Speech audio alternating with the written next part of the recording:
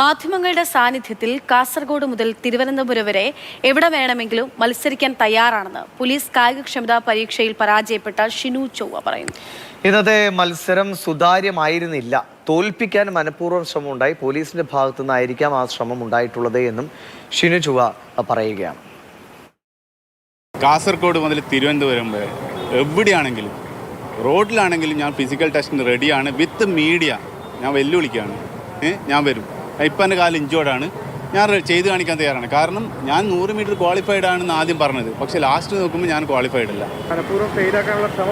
തീർച്ചയായും 101%. ഞാനിപ്പോൾ പറയുന്നത് എൻ്റെ എനിക്ക് ജോലി വേണമെന്നില്ല. എനിക്കിപ്പോൾ ഈ സമൂഹത്തിന് എൻ്റെ ഒരു അവസ്ഥ ഒരു കായിക താരത്തിനും കേരളത്തിൽ ഉണ്ടാകാൻ പാടില്ലാത്തത് കൊണ്ടാണ് ഞാൻ ഈ പ്രസ്താവന ഇറക്കുന്നത്. 100 മീറ്റർ ഞാൻ ഫസ്റ്റ് ക്വാളിഫൈ ചെയ്തതാണ്. അതിനുശേഷമാണ് ഞാൻ ഇഞ്ചോർഡായിട്ട് ഗ്രൗണ്ടിൽ കിടന്നത്.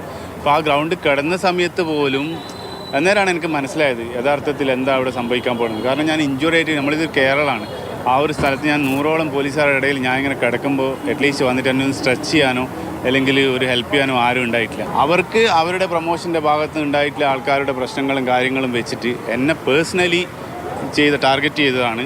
അല്ലാതെ ഞാനിപ്പോൾ ഒരു കണ്ണൂരുകാരനായി കൂത്തുപറമ്പുകാരനായതുകൊണ്ട് ഞാനിങ്ങനെ ആയിപ്പോയിന്ന് എൻ്റെ തെറ്റല്ല.